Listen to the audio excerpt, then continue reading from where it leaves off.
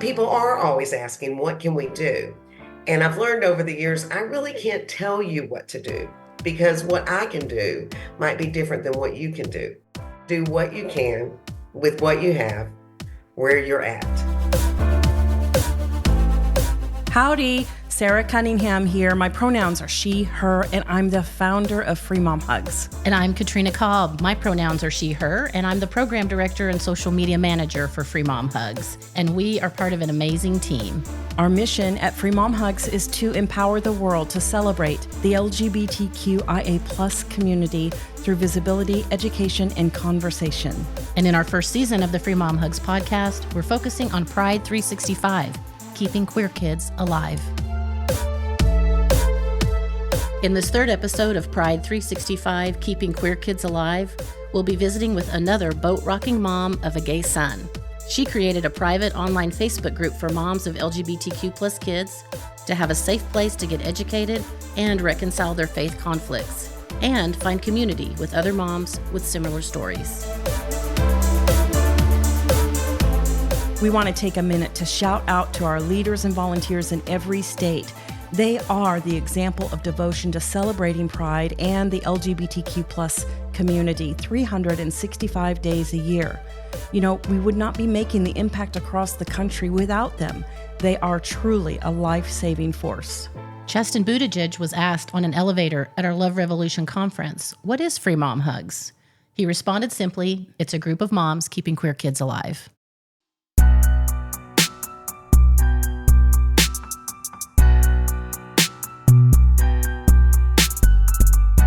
Dear friends, if you find yourself needing support and someone to talk to, please don't hesitate to call or text 988, the Suicide and Crisis Lifeline, or reach out to our friends at the Trevor Project at thetrevorproject.org. And remember, you are not alone.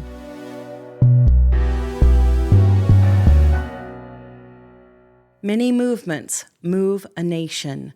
Freedom takes action. Nothing can stop the power of a committed and determined people to make a difference in society.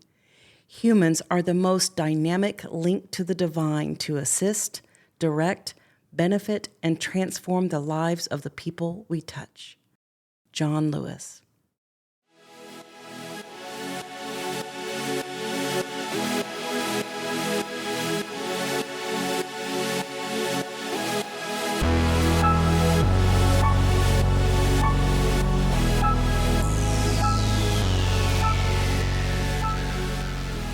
This Pride Month, we are honoring LGBTQ history. And one tragic event in LGBTQ history occurred in 2016, and it was the massacre at the Pulse nightclub in Orlando, Florida. 49 beautiful humans were lost that day, and we are still fighting to create a world where gay clubs and gay people are not scary. Mm-hmm. And Sarah, you had the honor, I know, on tour, heading to Florida a couple of years ago during the Don't Hide Your Pride tour. And that was the same time the Don't Say Gay bills were out. But you and Parker went on tour and visited the Pulse Memorial. Tell us a little bit about that. We did. We had made a special trip to Florida. And, you know, this is when all the bills were coming up, generating out of Florida. So it was so important that we went there and we visited the Pulse nightclub. We went with the facilitator there, and they walked us through on the outside of the corridors. They had a timeline of, you know, when it started, how it went through, and you end up at the back of the building where you see that's where the police went in and the survivors came out. And it was just so surreal to stand. And, you know, in fact, I learned that as other tragedies happened throughout the country, that they sought advice from the facilitators of the Pulse nightclub because they handled it so well considering the circumstances. So, right. So impressed with how they honor the families there and continue to do so today. And I also remember the hashtag that was going around. I think it's like We Are Family or My Family Too. I'm sorry if I don't remember it right, but I do remember people posting pictures of themselves, their family, a family photo with their gay child, and saying, my family, this is family, or something like that. But anyway, very tragic time in history, something that we would never want to forget. And so we want to honor those families. And, it just changed the way America handles and talks about a hate crime as well. Right. It was another one that impacted us and impacted me personally as a gay person who finds clubs and bars to be church and a safe place for community and family where you aren't judged and everyone is like you and you do for once feel like you're on the correct planet. And so I think that's why it was so painful, because as some unfortunate, these mass shootings that we have do occur in churches, it occurred in our church and in our space that is safe and holy. And so I think we have a lot of healing still to do with that. Yes. And we know that the church and religion plays a part in messages that people get that feeds that hate. So we continue the work. Yeah, we do. We get a great response with the work that we do at Free Mom Hugs. But, I do identify as a woman of faith. Right. And even prior to this part of our life, I identified as a Christian who just happened to go to a Southern Baptist church. Right. The denomination at that time didn't mean anything to me. But boy, howdy. Yeah. I should have read that mission statement, that letter of doctrine. Yes. But anyway, we do talk about religion, and, some people might argue with that, like, well, how come? But it's like, how can we not talk about the very thing that has caused so much harm and devastation is bad theology. Right. So we have to talk about what got us in this mess. And the good news is, as we talk about it, we learn how to get out of it or stop it or resolve it. And so that's why we need to talk about hard things like conversion therapy, like bad theology, and like post-massacre, because we cannot forget the damage done. Right. Out of the power of fear and ignorance. Yes. Comes the power of love and education. Yes. High five. And, we also have been having a great response to the podcast. And we are thrilled about it and having a wonderful time. But along the same topic, we are getting people who let us know they're concerned or uncomfortable with religious content. And, like you say, we have to have these conversations for people to identify with, for people to know why this is an issue. There are people who don't know what conversion therapy is because they do not have a faith background, and they're astounded when we talk about it. But we do understand that these conversations can be hard. I was telling my wife, Malia, the other day, talking about it and saying, for me, as a church abuse survivor who does struggle with religious content, if I wasn't in the conversation would make me uncomfortable. And so we want to be sensitive to that and know that certain words are uncomfortable for people. But again, these are conversations we have to have. I agree. I know I say it all the time, Katrina, but I'm so glad that you survived. You are a survivor. Thank you. It's in part due to people like you.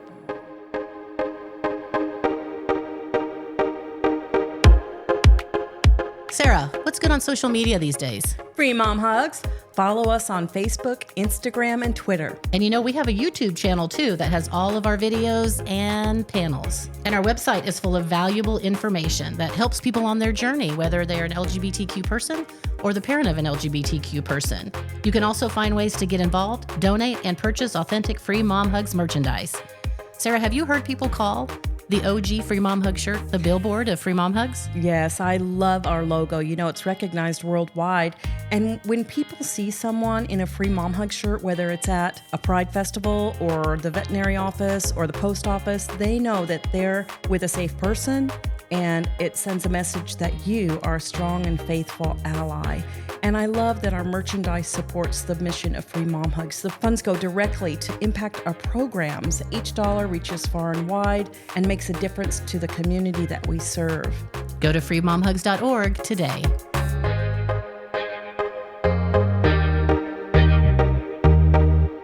I'm Sarah, and joining us remotely today is my very dear friend and mentor, fellow Mama Bear, Liz Dyer. Hello, I'm excited to be here. Thank you. Thank you, Liz. Joining us from Fort Worth, Texas today.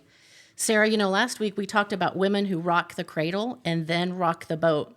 We have one of my favorite boat rockers here with us today. You and Liz are known for rocking quite a few boats, aren't you? Well, Liz and I have a long history together. I found her in 2014. I had read an article about a mom who, the gist of it was she didn't know how to breathe after her child came out to her.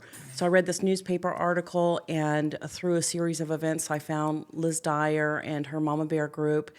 And there was just a wellspring of support and resources that, everything I needed to navigate where I was with my faith, with the dynamic within our family. Yeah, that's how we met. Liz is responsible for being a big safe place for a lot of moms who needed a safe place to process when their child came out. But before we get ahead of ourselves, I want to officially introduce Liz. In 2014, Liz had a dream that she could start a private Facebook group for moms of LGBTQ plus kids. And the moms who joined the group would not only find connections, support, and resources, but also be inspired to work together to change the world and make it a kinder, safer, more inclusive place for all LGBTQ plus people to live and thrive. Liz started the Facebook group Serendipity Doodah, home of the Mama Bears, with about 150 moms. Now the group has more than 40,000 members, and that one group has grown into the Real Mama Bears, organization with more than 60 chapters, 8 more private support groups, and 7 programs that serve and support the LGBTQ plus community. That's pretty amazing, Liz. Thank you so much. It's really been a dream come true. So many things have happened that I never dreamed of. Right. And really, it's all because these moms of LGBTQ kids are so passionate about supporting and celebrating and affirming their kids and making the world a better place for them to live. Right. Now, tell us about your life before the Mama Bears, because Mama Bears is all we know you as, but there has to be some Liz before Mama Bears. One of the things that really plays a big part of my story is that I come from a conservative Christian background. Just like Sarah, we really have that in common. And so when our kids came out, it was hard. It was difficult. We had absorbed this idea that it was wrong and against God's will to be anything other than heterosexual or cisgender. Right. And so when our kids came out, it scared us. We were afraid for them. It wasn't that we were ashamed or embarrassed. We didn't even know to think about that. We were just afraid for their well-being, for their safety, for their health, for their place in the world. Like any parent, we wanted our kids to be happy and healthy and whole. And we thought that being a member of the LGBTQ community meant that that wasn't going to be possible for them. And so we agonized over that. And so Sarah and I have that in common. It's been a real bond between us. And that's the story of a lot of Mama Bears. Right. Not all of them. Our community is very diverse. But, many of us come from these backgrounds where we had to unlearn a lot of stuff and relearn some stuff. But yeah, even before we had kids, my husband and I worked in hotels, usually in the nightclub. And I was the manager, he was the DJ. That's how we met. We had a lot of fun back then. So, we have a really interesting background that always allowed us to connect with a lot of different kind of people. So that is maybe something that we weren't afraid of when our son came out. We weren't afraid of connecting with people in the community and learning from other people outside of our little bubble. That's amazing. I think that makes all the difference in the world is is being interested in other people's culture and other people's lives. And you told me a while back during one of our times together that, you met Ted in the nightclub. That's how you met. And Ted, your husband, just such a remarkable couple that you are. But I was so intrigued because I could totally see you managing people. We had a lot of fun and we met a lot of people that way. And that's where we started dating, my husband and we fell in love and got married. Eventually, we had kids, so we got regular day jobs that were, more easily accommodated into our family schedule. But it's a fond memory of ours. And yeah, looking back, I would say that I've always had a tendency to want to organize and create. When we got very involved in our Southern Baptist Church, I became the leader of the women's ministry there. And I planned the women's ministry events, and I wrote and taught Bible studies. I spoke at Christian women conferences. I've always loved working with women, with moms, and I don't know. It's a easy way to bond with people when you're mothers and you have kids and you get to talk about your kids and what they're doing and how they're driving you crazy, all the ways that you feel like you're failing, and then also sharing, the successes that your kids are having. So I've always enjoyed being with women that way. So when I left the church, it seemed like it just happened very naturally for me to start trying to connect with mothers who had LGBTQ plus kids. I love the wellspring that you've offered with this group, but I got to know, how did you come up with the name Serendipity Doodah for your private online Facebook group? Yeah, honestly, if I had known it was going to explode and become so big, I probably would have picked a different name, because that is a very long word to have to type out. And let me tell you, spell check does not recognize it. But I always love the word serendipity. And when Nick came out as gay, my son came out as gay, like I mentioned before, I was very distraught. I was anxious. I was worried. I was scared. I never imagined that I would find so much goodness, so much love, so much purpose in this journey of having a gay son. So I actually started a blog in 2010 and I called it Serendipity Doodah. And the reason I wanted to call it that is because I had found something very unexpected in this journey of being a mom of a gay son. I never expected it. And that's what the word serendipity means, is finding something unexpected. The word serendipity was already taken. I couldn't name my blog that. So I just added doodah to it and named it Serendipity Doodah. And so when I started the group in 2014, I called it Serendipity Doodah, Home of the Mama Bears, because I just wanted it to be a continuation of my blog at that point. And my blog had become a little bit popular, so it was a way for me to get that word out about the group. So yeah, that's how I named it that. I love Some it. days I do really regret it, though, when I have to type that word out a lot of times. Oh, that's Well, great. and I do love how you've, over the last few years, have really acquired the title The Real Mama Bears. And I can't think of a better name for your group. And there is a restaurant in Topeka, Kansas, or along the way, called Serendipity Doodah. We were on tour, Parker and I, and the only reason why we stopped there is because of the name, Serendipity Doodah, and it was excellent biscuits and gravy. Yes. Now, let's go back, because I want to kind of correlate the time that when Nick came out, and also want to mention, three things. First, Ted is a DJ.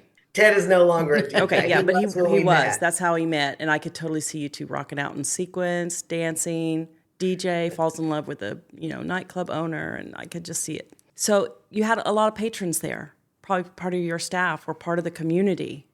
So you were exposed to great diversity there.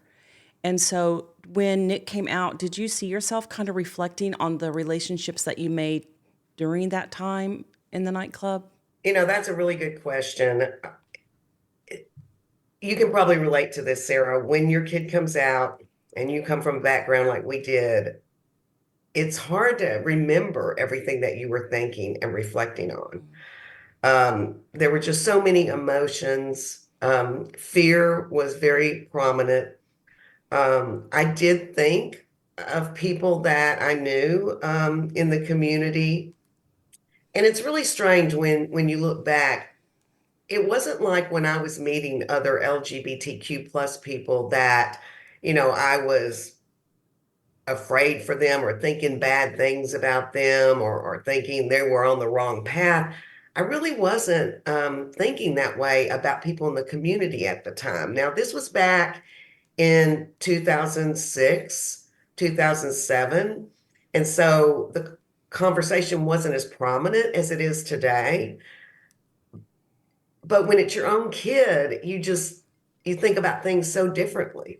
And so I think having those previous relationships probably did help me, but I don't think I was really conscious at the time of how they were going to help me, how they were helping me.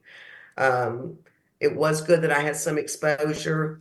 I think if it helped me in any way, it was mostly just to remember that there was so much more to my son than just this one fact, and that it didn't totally, identify or characterize my son in any specific way. It was just something else that I was learning about him.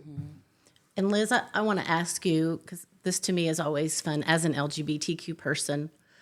Did you sense or think that Nick was gay along the way? Or did you kind of cover that up and hide that? Was it really a surprise when he came out? No, it really was not a surprise. It was hard. It was something I didn't want to hear at the time, Right. but I had sensed it for a long time. But here's how I reconciled it in my mind. I had been taught, or at least I had absorbed the idea that someone could only be gay if something had gone wrong, Right. if parents had done something wrong, or someone had done something to my child, or my child had gone off on some, horrible, immoral path. And none of those things were true. I mean, we had, not the perfect family, but we had a good family. We were in our church 3, 4 times a week. My son was very involved in the youth ministry. He was, a good kid. He didn't get in trouble. He had, friends who had good character. So in my mind, I was afraid he might be gay, but then I would reconcile it and think, well, he couldn't be gay. I mean, maybe some people will have a tendency, but if nothing goes wrong, they won't be that way. So Yeah. that's how I reconciled it in my mind. So when he came out as gay, I don't want to say it was a surprise, but it did kind of throw me for a loop because it was like, well, this is not the way I thought things worked. Yes. Right. And let me ask you, do you feel like Nick was already proud of himself? Did he already have pride when he came to you and came out?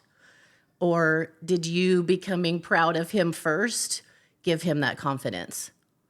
Nick is an amazing person. I will tell Yes, he you, I was just is. talking to his brother this week, and we were talking about what a resilient person he is and how much inner strength he has. Um, I don't know anyone who embraces life more with more encouragement and excitement than Nick does. He's a very special person. I wouldn't say that Nick was proud, but he was confident. He had spent time for many years thinking about it. And when he went to college, he was fortunate enough to connect with an organization called Soul Force. And they helped him understand from a Christian point of view that there was no conflict between his Christian faith and being gay and living authentically as a gay person.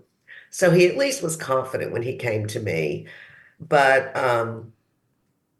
yeah, I think it took him a while to really have pride in who he was. That's a process. I think that, many LGBTQ people, especially if they come from a conservative, non-affirming background where their family, was not affirming, where their, peers and the community that they were growing up in and being a part of wasn't affirming. So it was a process for him.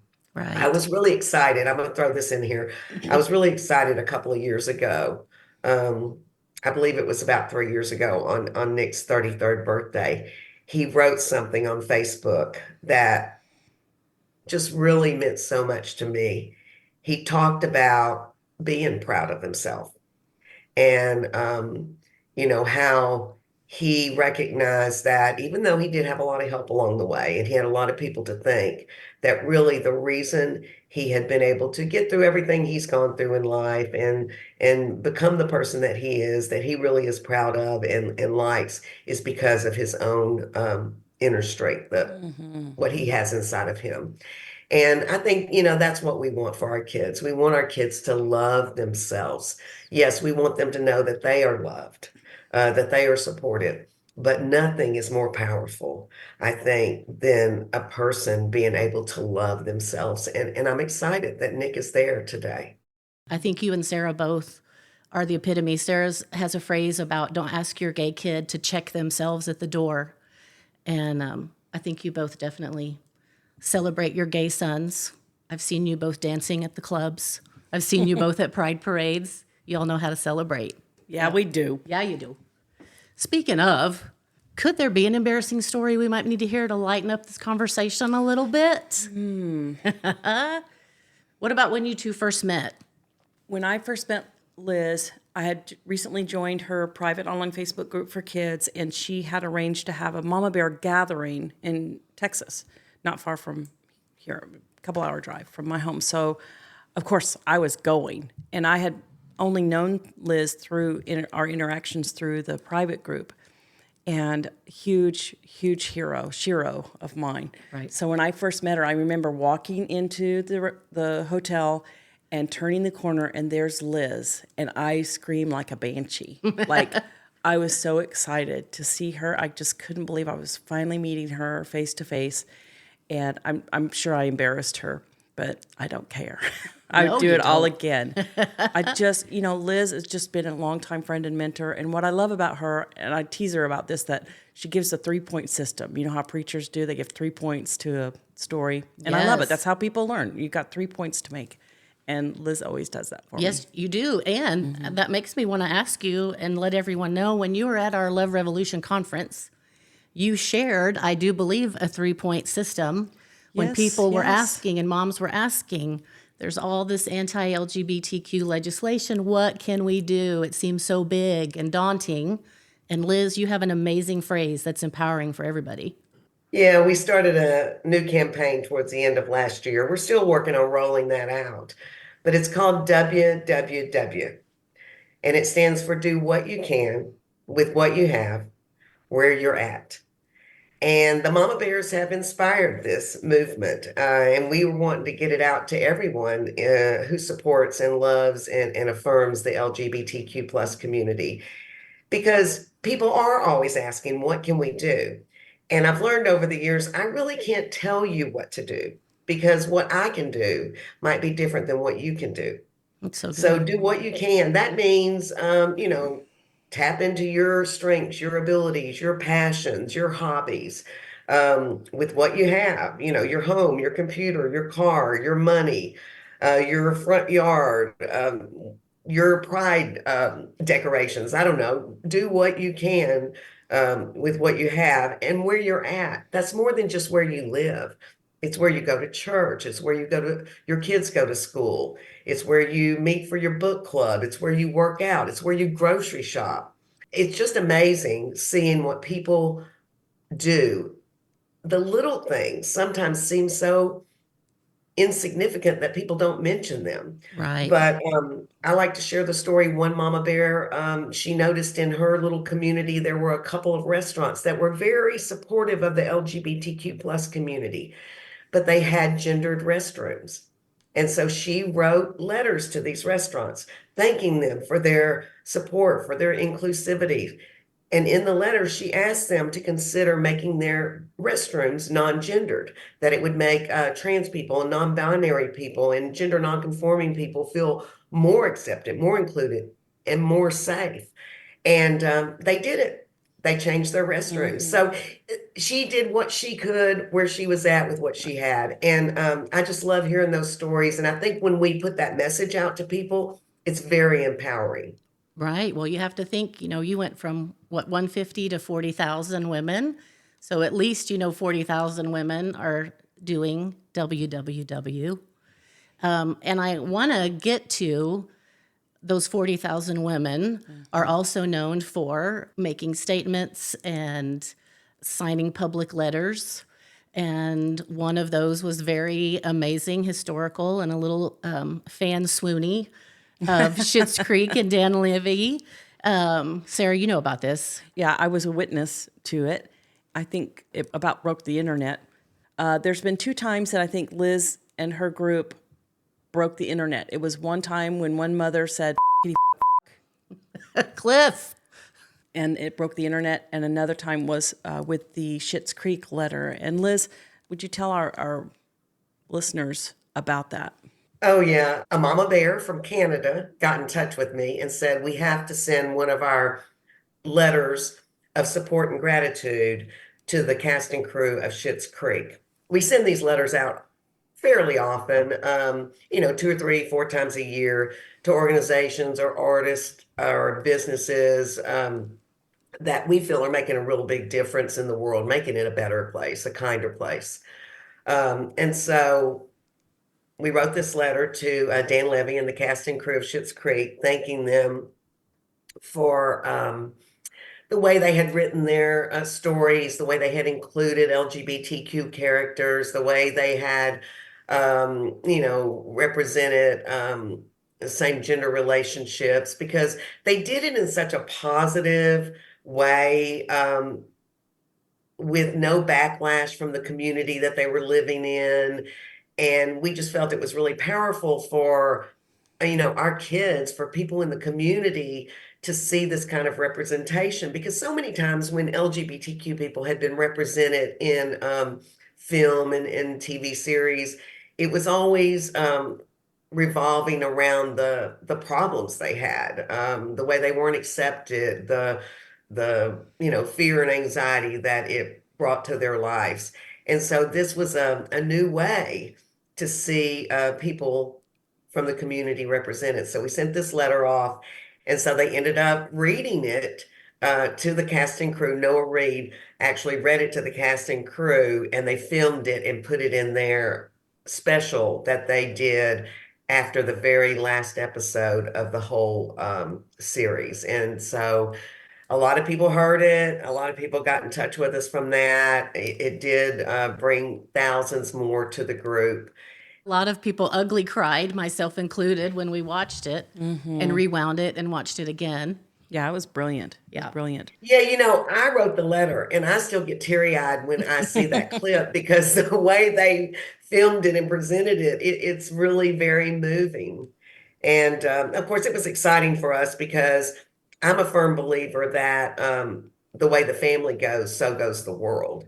And so the more families that we can connect with and educate and empower, I feel the more change we're going to see in the world. And this allowed us to connect with a lot more families because, that show was being watched by hundreds of thousands of people.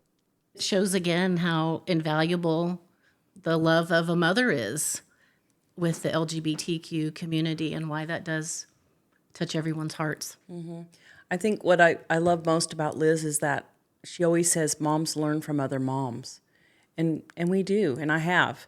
And once you cross that threshold, I say that within this group, you find your wellspring of resources, and you learn how to use your voice and change the conversation at the water cooler and realize lightning is not going to strike you. Right. And you just make so many women and Mama Bears proud and brave and equipped, and you really do set us up for success, Liz. Thank you for everything that you do. And what I love about the Mama Bears, and Liz especially, is you evolve and continue to grow. So as, even I have recently learned how many groups you actually have going. And, you started off as the private online Facebook group for moms of LGBTQ kids, but you have expanded so much as the times have changed. And I think it's just amazing. I'm sure you can't even imagine or thought it would get this big. But where do you see Mama Bears 5 years from now, 10 years from now? Well, sometimes it's hard for me to think about that because so much has happened that is already beyond my imagination. We are 10 years old this month, so we're Wow. celebrating our 10th Happy birthday, anniversary. Mama Bears. Yeah, I'm excited about that. We do have the largest private Facebook group for moms of LGBTQ kids now. Like I said earlier, we started with 150 moms. We now have more than 40,000 moms in that one group. We have the largest giving circle now that supports the LGBTQ community, the largest in the world that supports the LGBTQ plus community. And that's the Mama Bears Giving Circle. And we've given more than $250,000 in grants to other nonprofits in the last 2 years. In fact, we'll be giving one of our grants to Free Mom Hugs in September. We're excited Yes. about that. Thank you so much. We are the only LGBTQ support group out there that is raising more money for nonprofits than we're raising for our own organization. I'm really proud of that because so many resources are needed all across the country for the community. And, our community is really dedicated to providing resources for people in the community. I guess what I just hope for the years to come is that we would just continue to connect with more families with LGBTQ plus members and more allies. Like I said, I really believe as the family goes, so goes the world. I believe that the more families with LGBTQ kids, with LGBTQ members that we connect with, educate, and empower, the more change we're going to see in the world. And like any mom, I want the world to be a kinder, safer, more inclusive place for my kid to grow up in, to live in, to thrive in. My son's in his 30s, but to me, he's still my kid. And I am still fighting for him. And I'm going to, with my last breath, do what I can to make the world a better place for him. I can't do it alone, but with this community of Mama Bears, I think we really can change the world.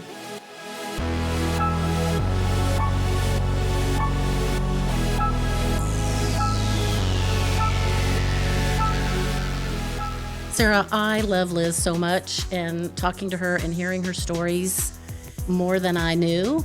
And if it's possible, I think I love her even more. Katrina, I agree.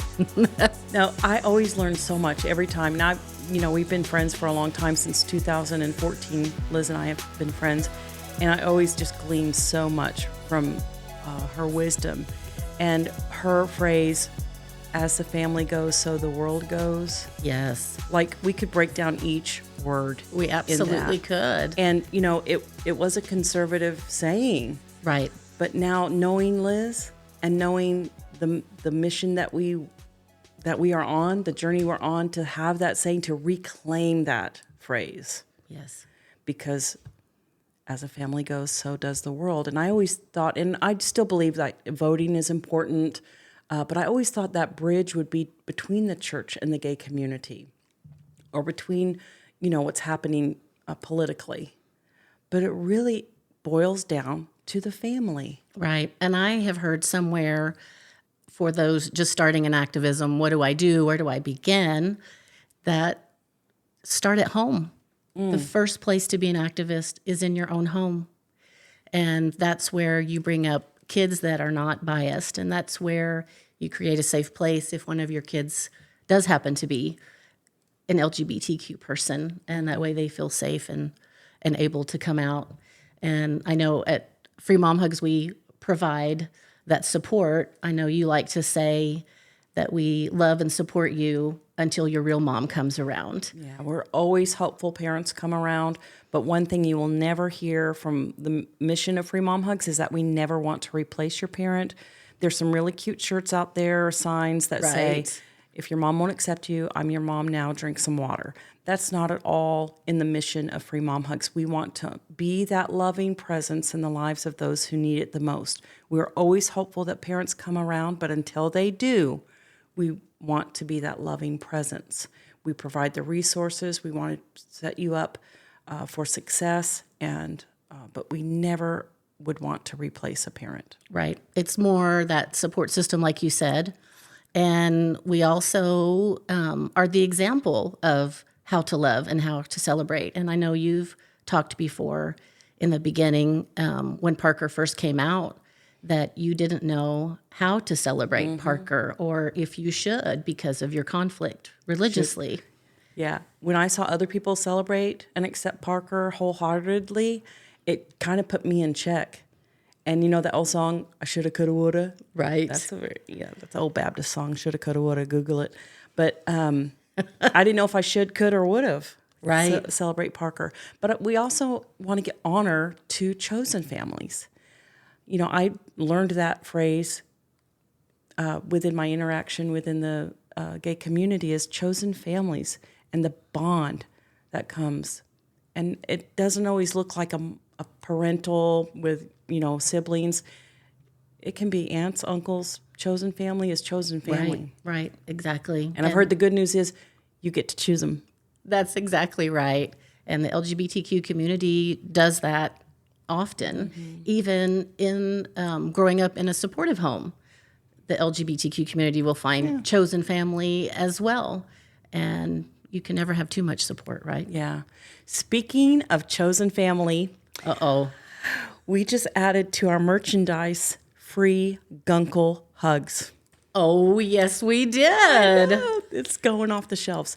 But Guncle is also a term I wasn't familiar with, but I think it's really endearing. Yes. I hope that it's taken well. We're going to find out, but so far it's getting a great response. Guncle stands for gay uncle. Yes. Guncle. In case you do not know. And we certainly love our Guncles, and they do amazing things and are full of love. Is there a word for aunts? That's a good question. Auntie? Auntie? It'd be a lesbian auntie, so Lanty. Lanty. Lanty. I don't know. If you know the answer to this question, would you let us know? Or any other slang that is positive and endearing that we could maybe add to our product line? Because we got to represent, and we need a phrase. I love it. We need a phrase for lesbian aunts. So send that to info@freemomhugs.org.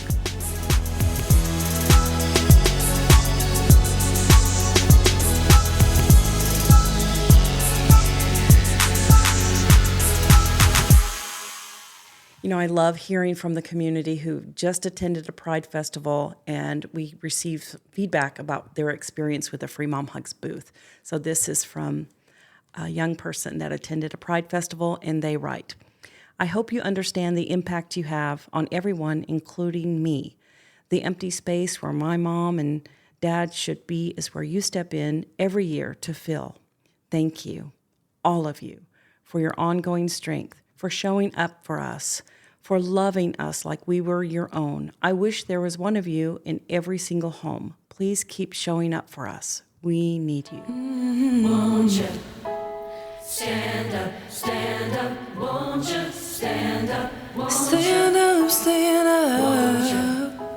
That's it for this episode of Pride 365, Keeping Queer Kids Alive from Free Mom Hugs.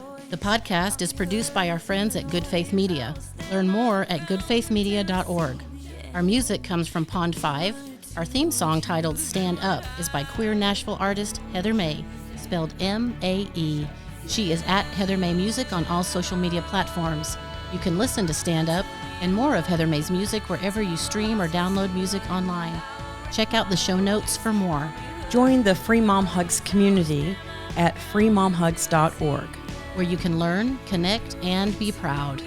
Follow us on Facebook, Instagram, Twitter, and YouTube at Free Mom Hugs.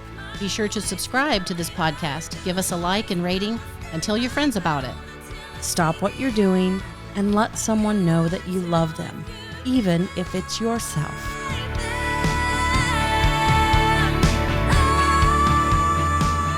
Be sure to join us for our next episode. We'll be welcoming Christina Olivetti, author, activist, and mom of a trans child. Christina has written a beautiful memoir about bliss that is her experience raising a trans child and all the obstacles that are unique to that experience. We love Christina. She came out to meet us early in 2020, and we knew at that time that we would be doing great things together. She's educated our chapter leaders on all things gender and even was a keynote speaker at our Love Revolution conference. You don't want to miss this conversation.